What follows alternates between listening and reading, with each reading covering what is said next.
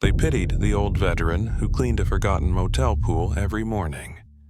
No one knew he was keeping a promise made in a war zone 20 years ago, or that his loyal dog Rex would be the one to uncover what the water had been hiding all along. If this story touches your heart, don't forget to like, subscribe, and stay for the full journey. The morning light in Maple Pines came slow, as if even the sun hesitated to touch the cracked asphalt and faded paint of the roadside motel. Jack Miller stood by the pool, the handle of a long skimmer in his calloused hands, moving it back and forth across the still surface.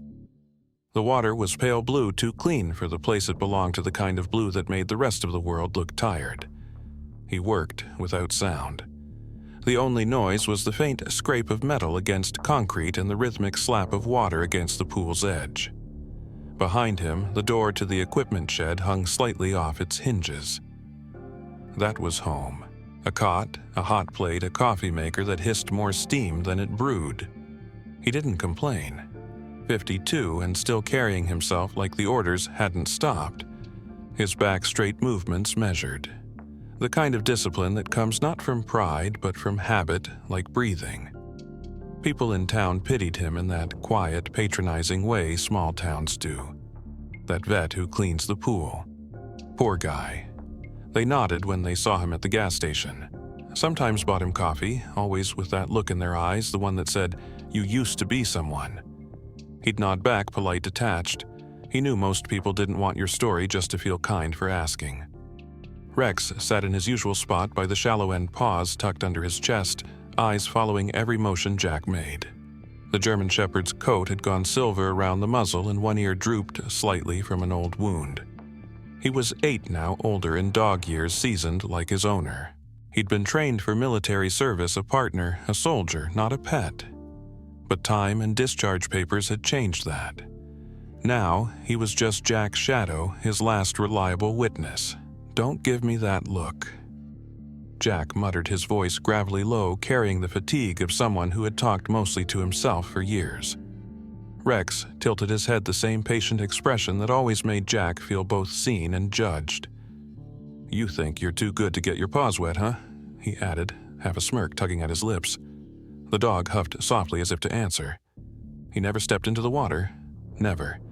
It was like an unspoken agreement between them. Jack didn't ask why, and Rex didn't test it.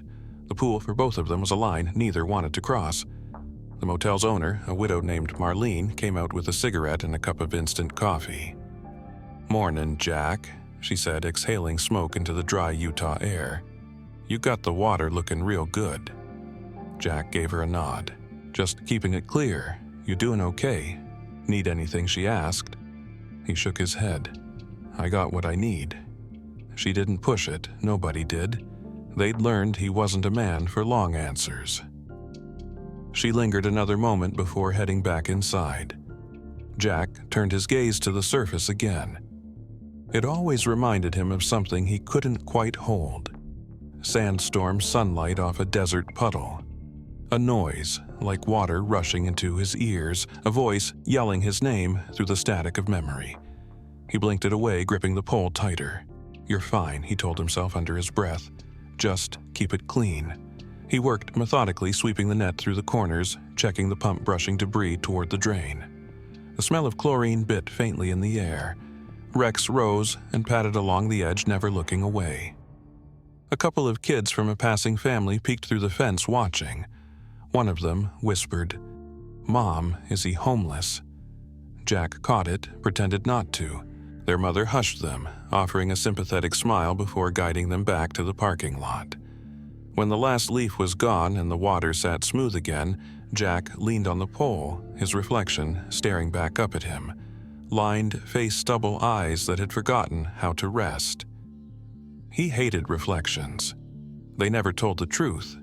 They only showed the shell that stayed behind. Rex walked up beside him, sitting close enough their shadows merged. Jack reached down, scratched behind his ear. "We're still here, buddy," he said quietly, "still keeping the water clean." The dog's tail thumped once against the concrete, soft and reassuring.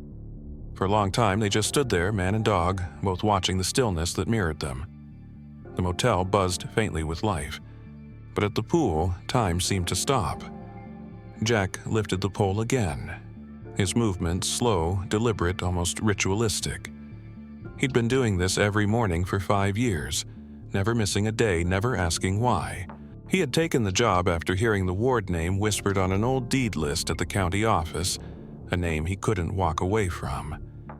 Because maybe the pool wasn't just work. Maybe it was something else, a promise, a penance, a way of pretending he still had control over something that could drown him if he got too close. As he locked up the shed, the wind picked up stirring, faint ripples across the pool's surface. Rex's ears twitched.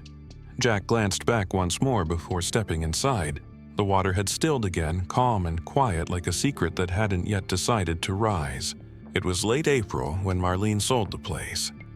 Jack heard about it first from the mailman, a young kid who always looked uncomfortable trying to make conversation with him. "Guess the motel's got new blood coming in," the kid said, tossing a handful of envelopes onto the counter of the office. "Lady bought it, not from around here." Jack only nodded, pretending not to care, though the idea unsettled him.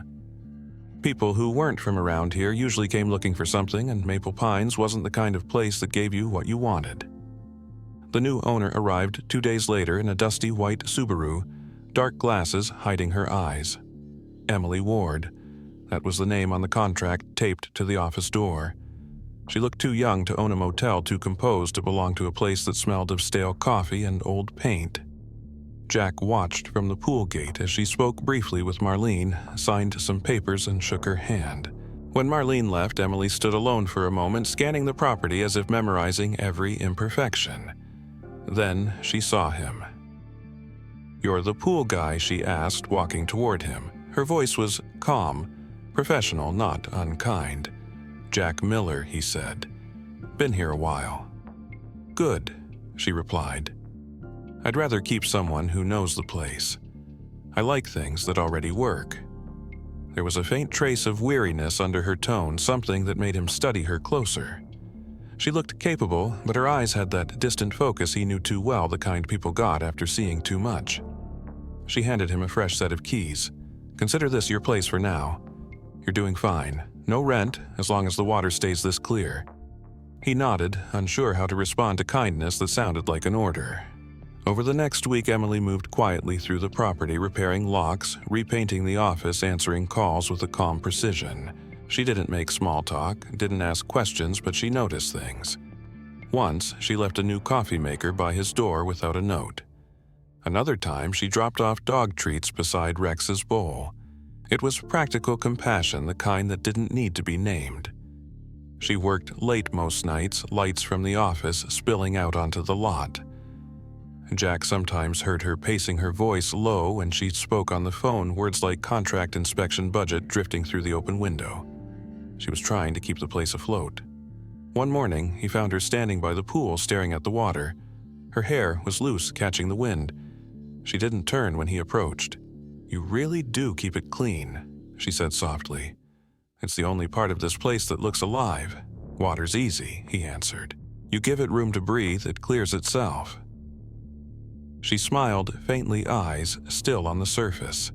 Then a gust blew across the pool, sending small waves rippling toward her feet. She flinched. Jack caught it instantly. Her breath hitched, her hands clenched. He'd seen that reflex before. "You all right?" he asked. She exhaled slowly, forcing a smile. "Fine. Just a thing with water. I'm working on it." He didn't press, but his chest tightened. A thing with water. He knew what that meant without needing details.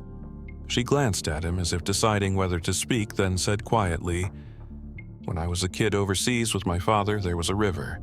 We were driving near Fallujah. Something hit the convoy. I went under. I don't remember much, just noise and heat, and then someone pulled me out." Her words trailed off. Jack's hands tightened on the skimmer handle until his knuckles whitened. Fallujah. He could still see the smoke, the flash, the dust in the air thick enough to chew. The little girl screaming for her father as the water from a broken pipeline flooded the ditch. He remembered grabbing her, lifting her above the muddy current while his ears rang from the blast. He'd carried her past the wreckage to safety, left her with a medic, and never learned her name. Until now. Emily turned to face him, unaware of his thoughts. "Funny how things stick," she said, trying to sound light. "It's been 20 years, but every time I hear running water, I freeze for a second. Makes running a motel kind of ironic, huh?" Jack forced a chuckle that didn't reach his eyes. "Guess we all end up where we don't expect." She nodded. Utah wasn't the plan, he said. "But the water's clear here. I can live with that." They stood in silence, the kind that feels almost like understanding. Rex padded up beside him, tail wagging slightly before lying down between them, his body a quiet bridge neither had to cross. Emily crouched, scratched behind the dog's ear. "You keep him close," she said. "He keeps me closer." She smiled, not fully, but enough to show she understood the language of survival. When she stood, her gaze went back to the pool. "You ever wonder what memories water keeps?" she asked. Jack looked at the ripples dancing across the surface, sunlight catching each one like shards of glass. "No," he said softly. "I just make sure it doesn't get cloudy." She nodded again, thoughtful, and walked away toward the office. Jack watched her go, his hand unconsciously resting on Rex's head. The sound of the pool filter hummed behind them, steady and low, a heartbeat neither could quite ignore. The next morning began like any other cool, air-soft light crawling over the parking lot, the faint buzz of insects. Jack was halfway through his usual rounds when Rex started barking. It wasn't the casual kind that came when a squirrel ran by. It was sharp, insistent, a warning he hadn't heard in years. The sound sliced through the quiet, echoing off the walls of the motel. Jack's chest tightened. He dropped the broom and turned toward the pool. The water had gone cloudy overnight after a brief desert squall rattled the roof. The filter gurgled in protest, a heavy chugging noise beneath the surface. Rex stood at the shallow end, muscles rigid, barking toward the drain as if something alive were under there. "Easy, boy," Jack muttered, though his own voice sounded unsteady. He grabbed the maintenance pole kneeling beside the pump room. The metallic hum of the motor vibrated through his fingers. Something was stuck.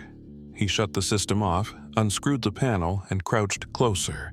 The water inside the pipe had turned the color of smoke, a faint swirl of greenish tint. He reached in with gloved hands and felt something caught in the mesh. It resisted, at first slippery and small, then came loose with a sudden give. When he pulled it out, sunlight hit metal. A thin silver chain dangled from his hand, tarnished and twisted, one end bent out of shape. At its center hung a small pendant oval engraved with 2 letters so faint he had to rub the grime off to read them. E.W. His breath caught. He stared at the letters, the world narrowing to the weight of the tiny object resting in his palm. Emily Ward. The initials looked old, almost etched by hand. He turned it over, noticing the metal had corroded in spots, a faint trace of blue-green patina along the edges, the way silver does when it's been in water for too long. "Where'd you come from?" he whispered. Rex had stopped barking and now only watched him, tail still, head tilted. Jack slipped the necklace into a clean rag and stood scanning the pool. The morning sun hit the water, turning the murky surface into something opaque. It might as well have been an ocean. He checked the filter box again, trying to convince himself it was just a piece of trash, something left by a guest long ago. But he had cleaned that pool every day for years. Nothing stayed hidden that long. He wrapped the chain tighter in the rag and walked toward the office. Emily was already outside carrying a stack of invoices. Morning, she greeted distracted. Her hair was tied up, a pencil tucked behind one ear. Jack hesitated before holding out the wrapped cloth. "Found this in the filter. Might belong to someone." She blinked, curious, and unfolded the rag. When she saw the pendant, she froze. Her fingers brushed the initials. "E.W.," she said softly. "That's me." Her tone was half surprised, half uncertain. "This looks like my grandmother's." Her name was Eleanor Ward E.W. My father kept one just like it with our things when we traveled.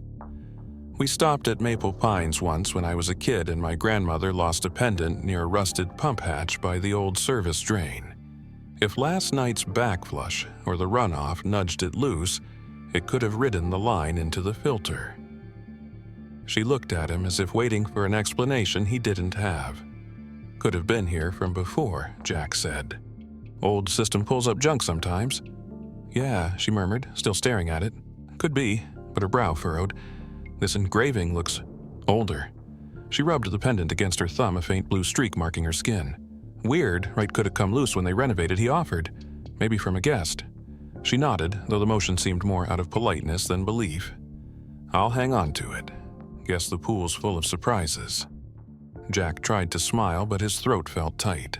As she turned away, he caught a glimpse of her expression, something unreadable, distant. The same faraway look she'd had when she talked about Fallujah. He went back to the pump house, his mind replaying her voice. The story of the river, the blast, the little girl. Could it be the same necklace? It seemed impossible. He had seen a flash of silver on her neck the day he carried her through the floodwater. But memory is a tricky thing.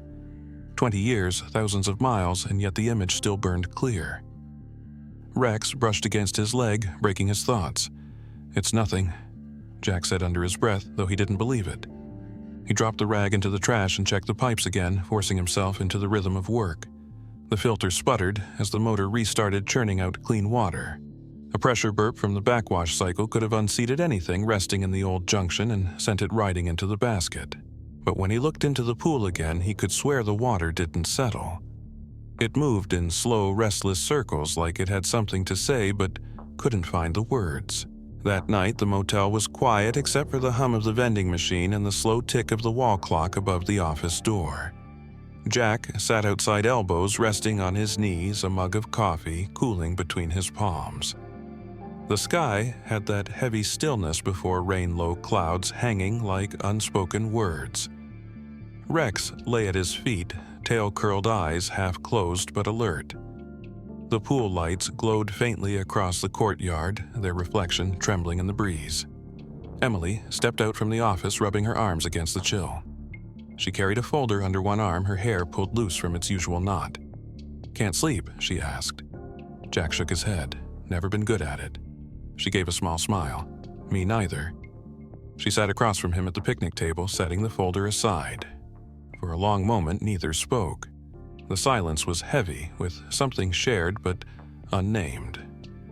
Finally, Emily said quietly, "That necklace has been on my mind." Jack looked up.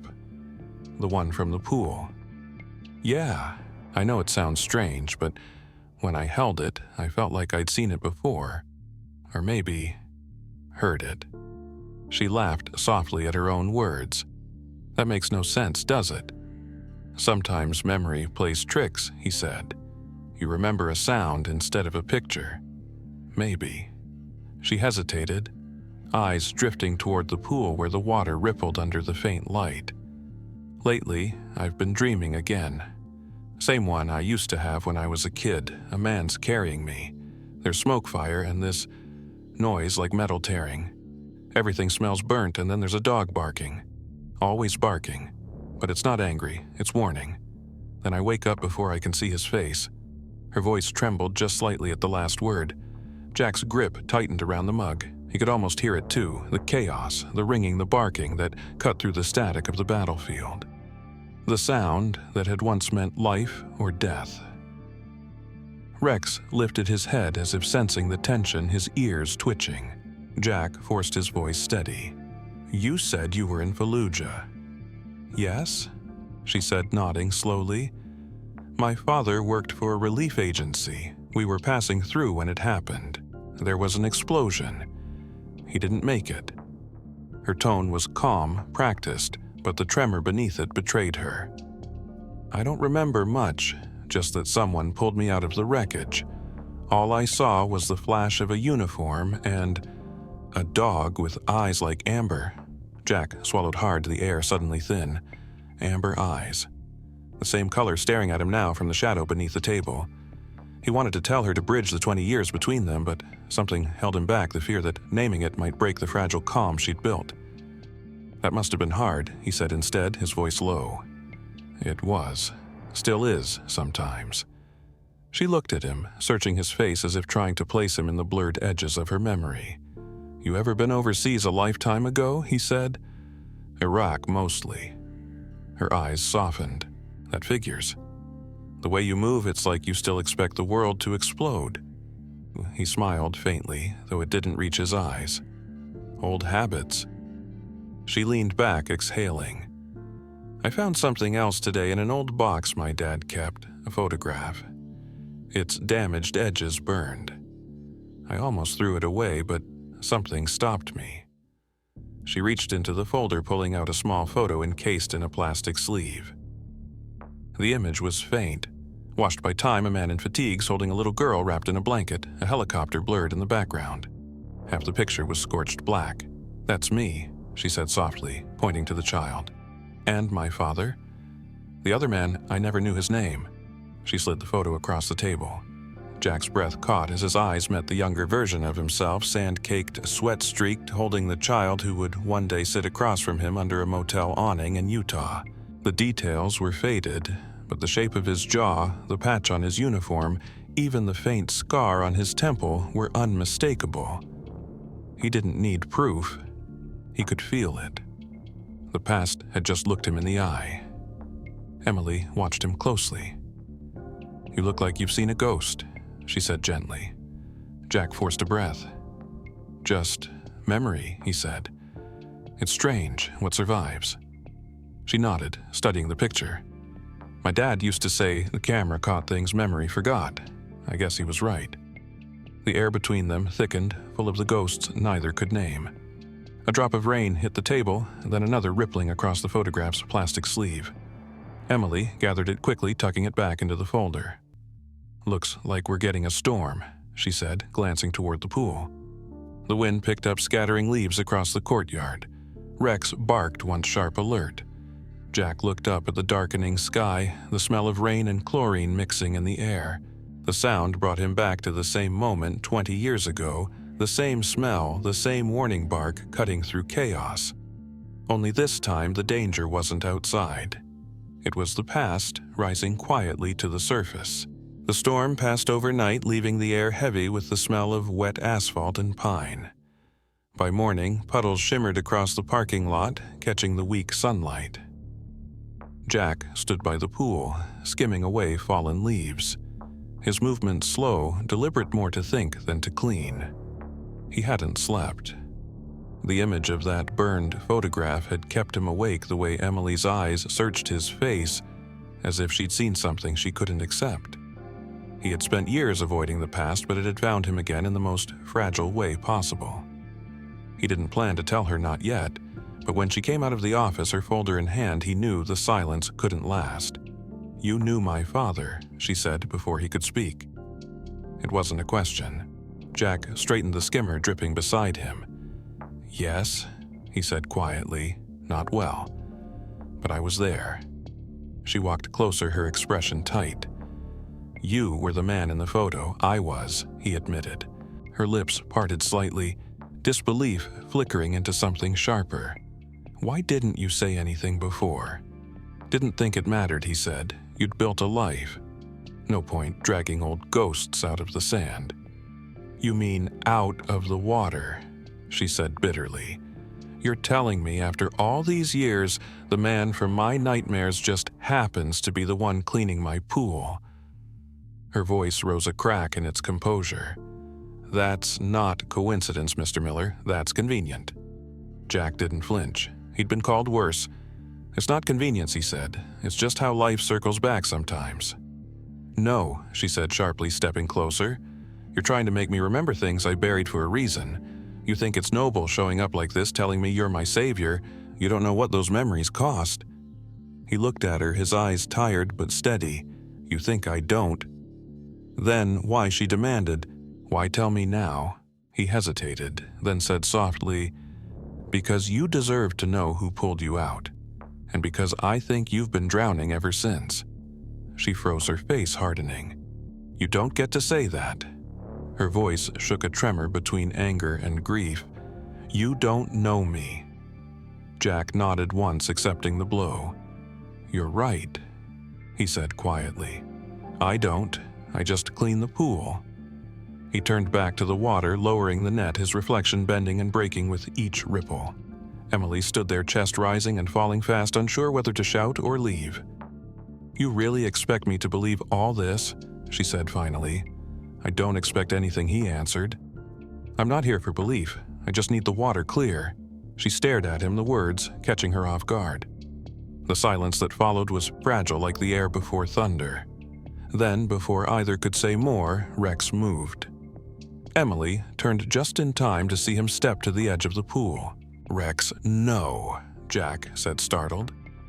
The dog looked back once, then without hesitation lowered himself into the water.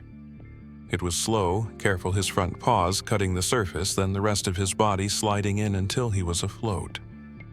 For years, he'd never dared.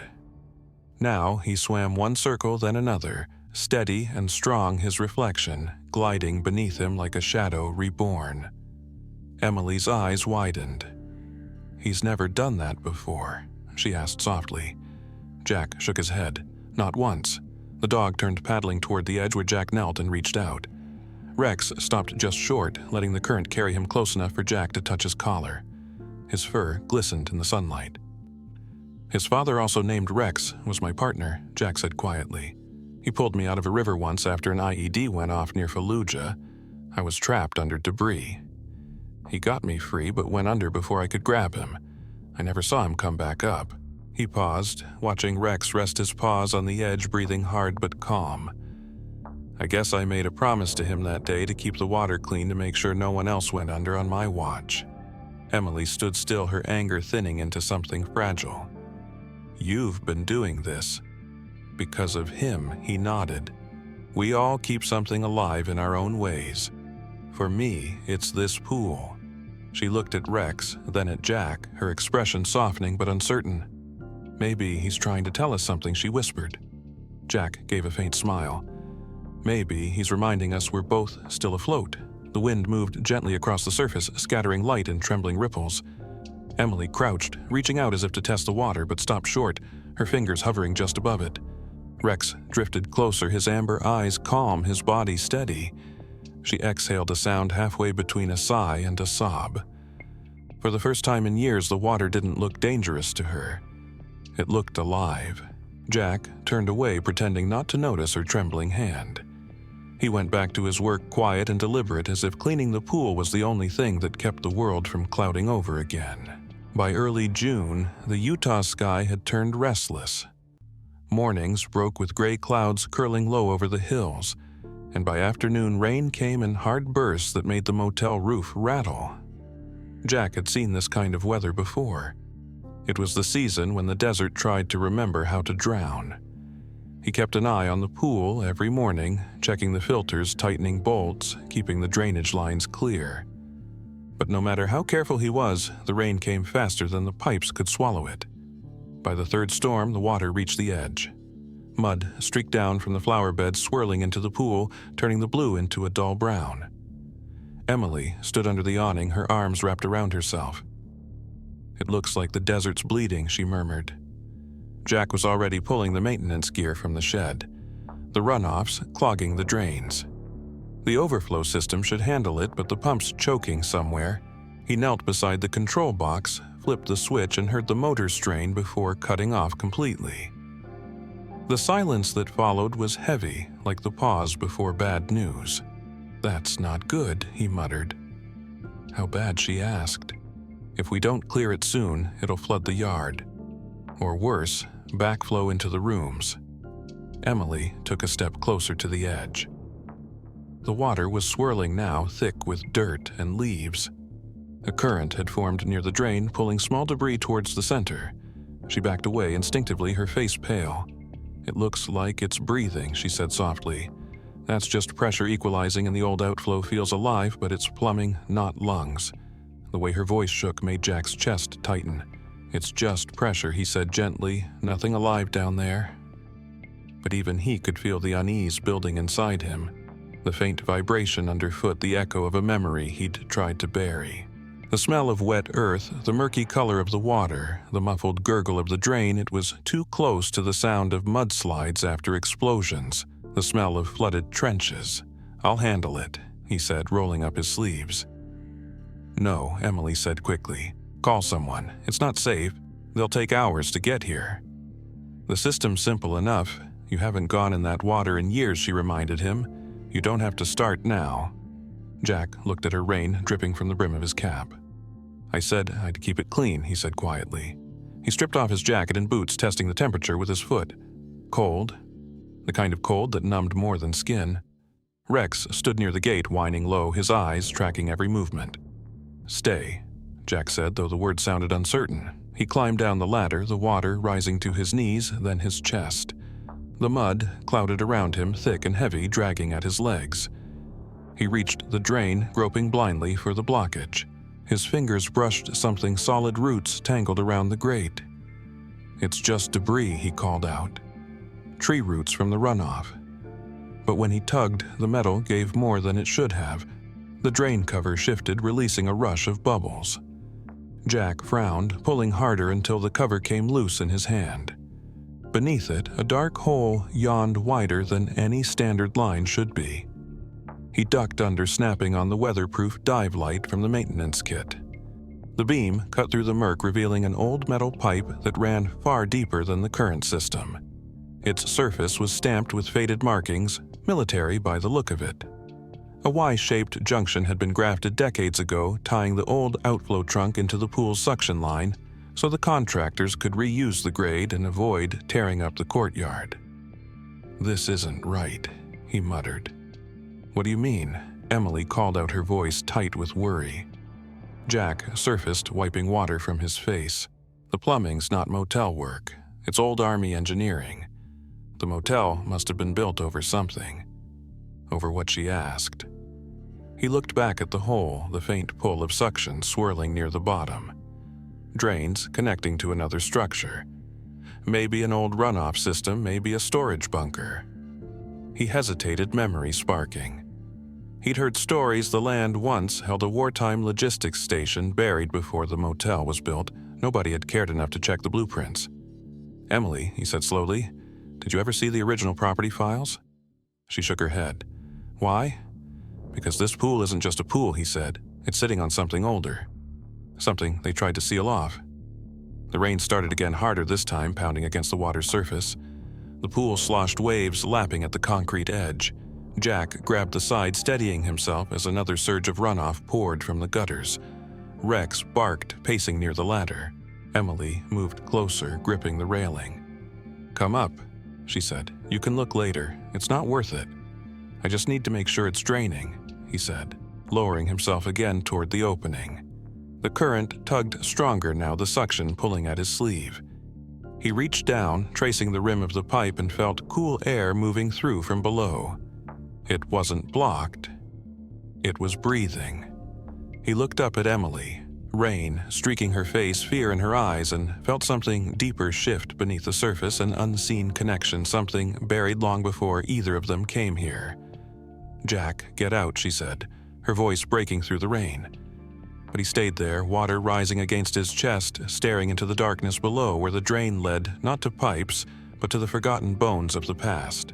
Rain still lingered over maple pines the next morning. Thin mist rising off the wet asphalt as the sun tried to push through.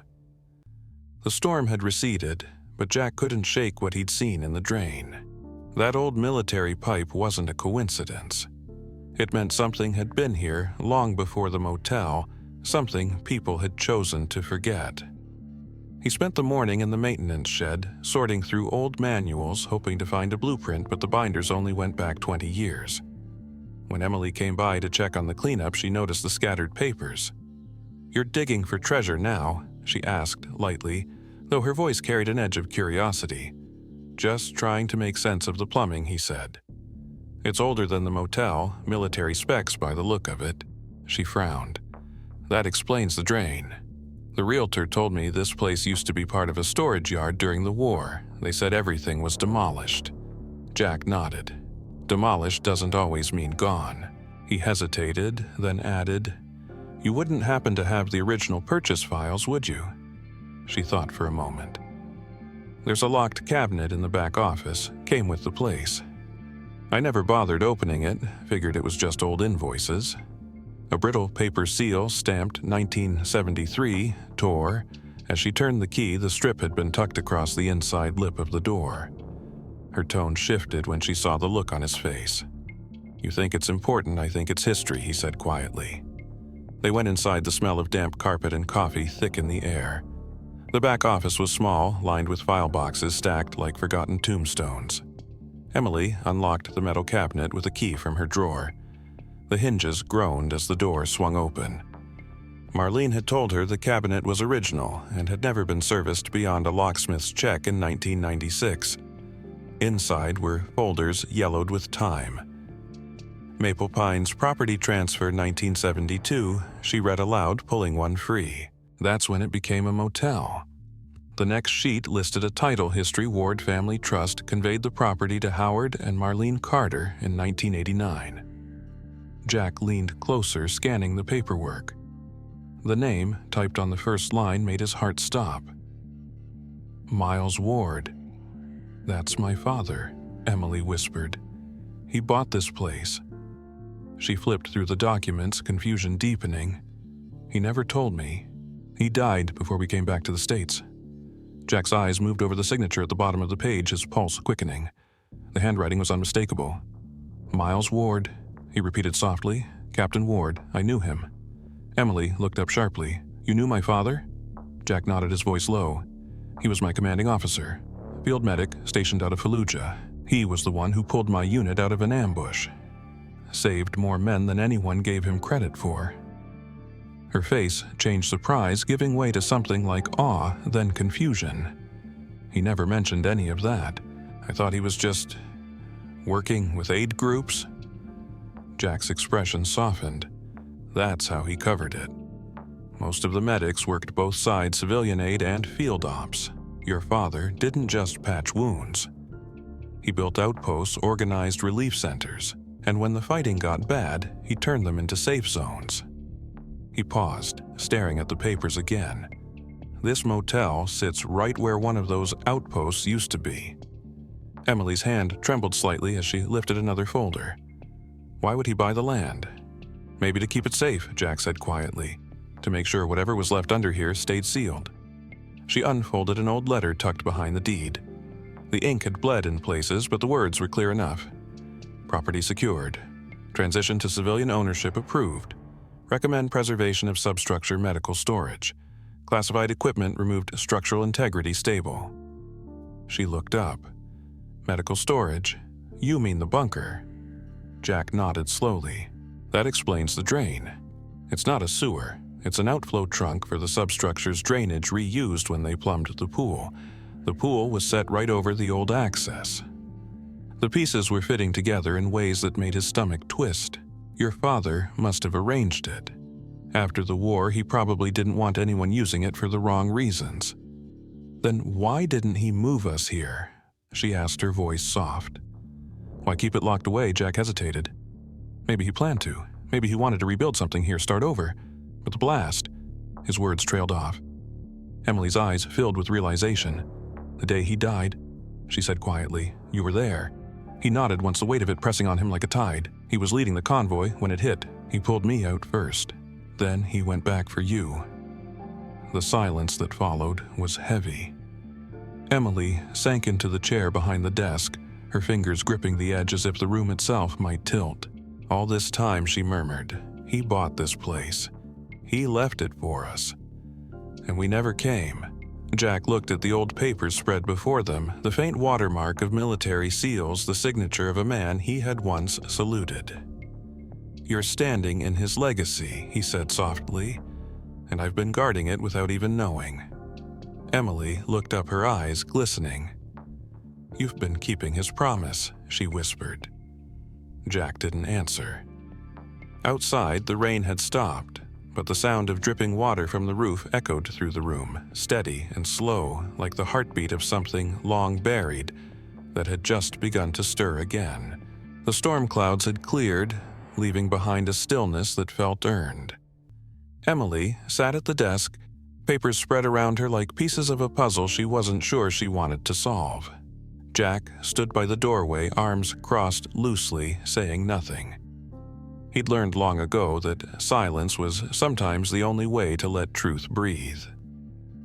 Emily turned another page, her fingers trembling slightly. "There's more," she said softly. "Behind the deed, there's a sealed envelope." She tore it open carefully, the paper fragile with age. The letter inside was typed, but the signature at the bottom was unmistakable Miles Ward. She read the first few lines under her breath, then stopped pressing her lips together. "It's a letter to the Department of Veterans Affairs," she said. Her voice wavered, barely audible. "He wrote it before the blast." She drew a shaky breath and began again, this time reading aloud. "If I do not return, I request that control of the Maple Pines property be transferred to Staff Sergeant Jack Miller, who saved my daughter's life during Operation Fallujah. He will know what to protect here. Tell him this place is meant for healing, not hiding." Her words faded into the still air. Jack didn't move, didn't speak. He could feel the years collapsing, the dust of time mixing with the weight of what had been left unsent. "It's not signed by anyone else," Emily said, flipping the page over. "There's no government stamp, no approval. It was never filed." She looked up at him, eyes wet. It never left his hands. The war ended, and they must have packed up before he could send it. Jack took a slow breath. "He meant for me to take care of this place," he said quietly. Emily nodded, her throat tight. "All this time you were doing exactly what he asked, and She stopped, covering her mouth, her shoulders shaking. "I accused you of lying." "You were protecting yourself," Jack said gently. "You didn't owe me belief." She looked at him through blurred eyes. "I owed you more than that." He stepped closer but didn't touch her. The letter lay between them on the desk. The ink faded, but the words sharp enough to cut through 2 decades of silence. "He wanted this place to heal people," Jack said. "Maybe he saw something in it that we couldn't." Emily gave a small broken laugh. "I used to think the pool was cursed. I could hear it every night, the water moving when the wind was still. I thought it was calling someone, like it remembered what happened there." Her voice cracked. "But maybe it was just him, my father. Maybe he was trying to remind me of the promise he made and you kept." Jack looked toward the window where the sunlight caught the faint shimmer of water outside. "Sometimes memories echo through places," he said. "Maybe they don't fade because they're not meant to." Emily wiped her eyes, shaking her head as if trying to clear it. "When I first moved here, I couldn't stand the sound of water. I'd leave the filter off at night so it would stop humming. But then I'd lie awake and hear it anyway. The rhythm, the pulse, it felt like the pool was breathing." She smiled through her tears. "Turns out it wasn't the water that scared me. It was what it remembered." Jack's gaze softened. "And now," she looked down at the letter again, fingers tracing the edges carefully. "Now, I think it's not calling for help anymore," she said quietly. "It's saying thank you." The words hung between them, fragile but steady, like a bridge rebuilding itself plank by plank.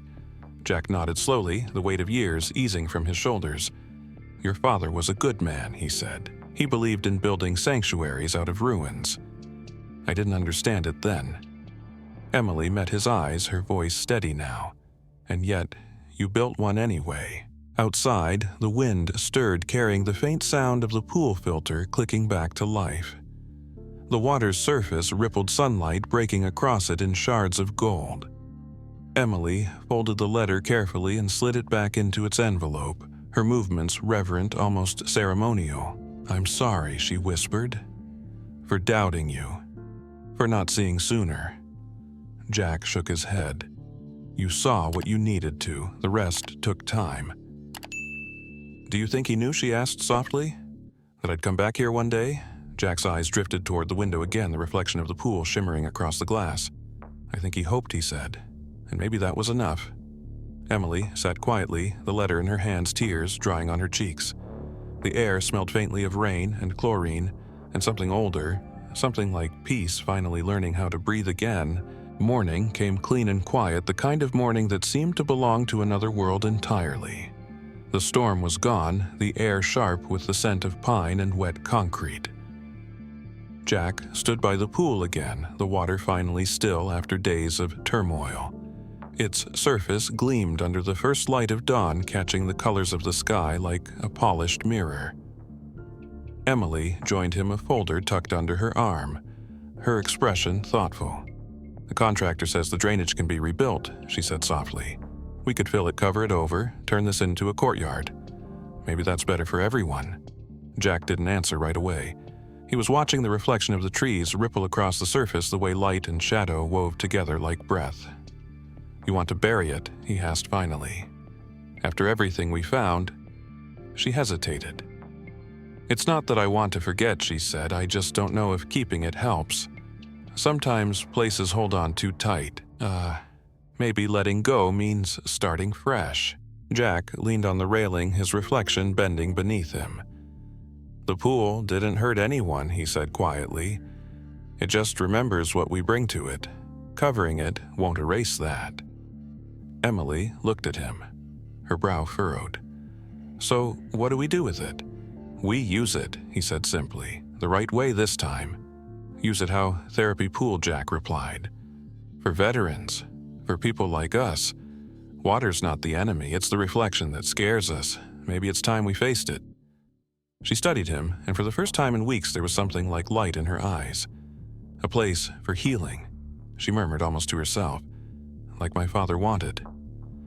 Jack nodded. Exactly that. They stood in silence for a while, listening to the sound of the filter hum to life. The water began to move gently, tiny waves lapping against the edges. Rex padded out from the shade of the shed tail, wagging lazily. He stopped at the pool's edge, lowering his head to drink, then surprised them both by stepping in. His paws broke the surface, ripples spreading outward as he waded deeper. Emily smiled, a small genuine curve of her lips. "He's not afraid anymore," she said. Jack watched as the dog paddled a slow circle near the shallow end, the sunlight glinting off his wet fur. "Guess he figured it's time," he said. The sound of water moving around Rex was steady, rhythmic, almost meditative. Jack took a step closer to the ladder. For a moment, he hesitated, the instinct to pull back still, there a ghost of fear that had lived in his bones for too long. Emily said nothing, only watched him with quiet understanding. He exhaled, steadying himself, and stepped down. The cold bit at first, then softened. One more step, then another. The water reached his waist, then his chest. He stopped there, hands at his sides, letting the silence settle. The ripples calmed around him until the pool became glass again. His reflection appeared clear, steady, the face of a man he hadn't looked at without shame in years. He could see himself now, not the soldier, not the survivor, just a man standing in clean water under an open sky. Emily moved to the edge, kneeling where his reflection met hers. "How does it feel?" she asked quietly. Jack looked down at the mirrored surface, then at Rex circling nearby. "Lighter," he said. "Like the water's finally still inside too." The words hung there simple and true. Emily's eyes glistened with relief. "Then maybe it's working already," she whispered. The morning sun climbed higher, scattering light across the water until everything shimmered: the pool, the dog, their reflections mingling in golden ripples. Jack reached down, running his fingers just beneath the surface. "It's not about cleaning it anymore," he said. "It's about keeping it alive." Emily nodded, her voice soft but certain. "Then let's make it a place where people can breathe again." Rex barked, once a short, sharp sound that echoed against the motel walls. It wasn't a warning this time. It was a signal clear and bright, like a note that marked the end of a long silence. Jack looked toward the open sky, his heart quiet for the first time in years. The year passed slowly, marked not by months or seasons, but by the quiet rhythm of water and work. The old Maple Pines Motel no longer looked forgotten. Fresh paint covered its walls, pale blue against the Utah sun, and the once empty rooms now carried voices, low laughter, the sound of men talking after too many years of silence. The pool gleamed at the center of it all, no longer a hollow reminder of loss, but a mirror of calm. The sign out front read Maple Pines Rehabilitation Center. Rest for the brave. On the first morning of summer, Emily walked the path from her office toward the pool, her clipboard pressed against her chest. Veterans sat nearby on benches, some reading, some just staring at the water as if it might speak. She stopped when she saw Jack crouched at the pool's edge with a net in hand, skimming away a few fallen leaves. He still moved slowly, methodically, but there was peace in it now, a steadiness that hadn't been there before. Rex lay nearby in the sunlight, eyes half-closed, tail flicking lazily. "You missed one," Emily said, pointing at a leaf floating near the ladder. Jack turned his mouth, twitching into a faint smile.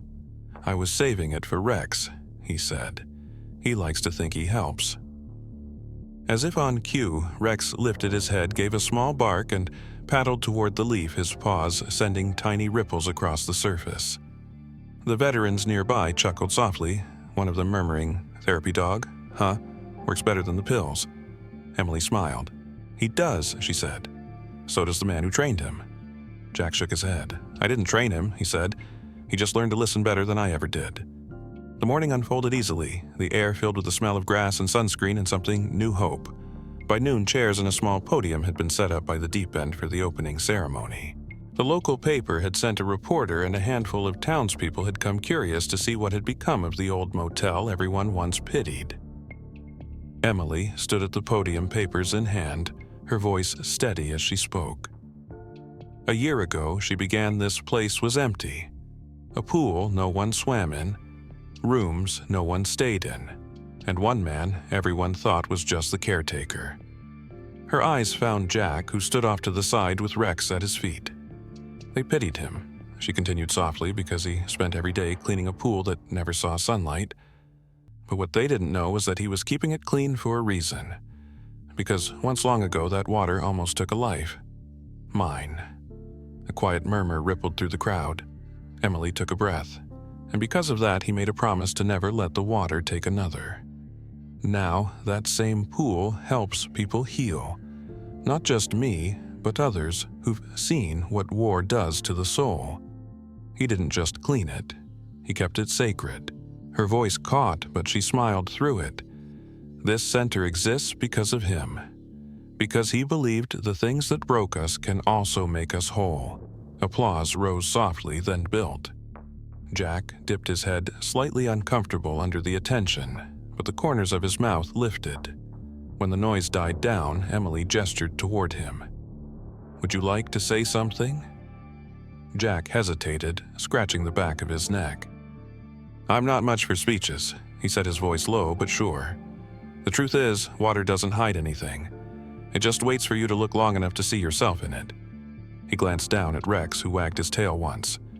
"This place isn't about what was lost. It's about what we still have, left the chance to start over." The crowd grew quiet again, that rare kind of silence born from understanding. A breeze stirred, brushing across the water, scattering light over the surface like broken glass mending itself. Emily stepped closer, lowering her voice so only he could hear. "You did it, Jack," she said. "You kept your promise." Jack smiled faintly. "We did it," he corrected, "all of us."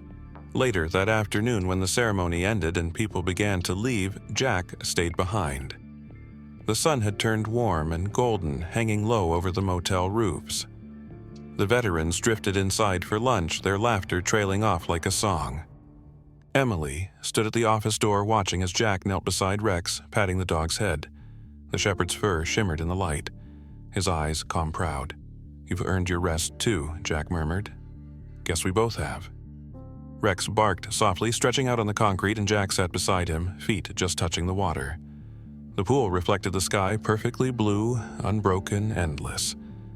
Jack looked into it, seeing not the ghosts of war or the shadows of regret, but his own reflection, steady and whole.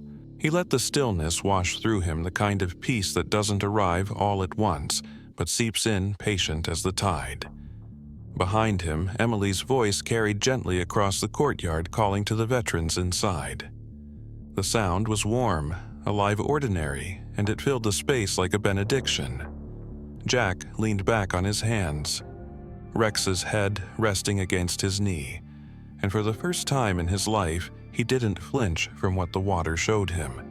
He simply looked and breathed and stayed. If this story touched you, don't forget to like and subscribe for more. Which moment stayed with you the most, Jack's, Emily's, or Rex's? Tell us in the comments and let us know where you're watching from.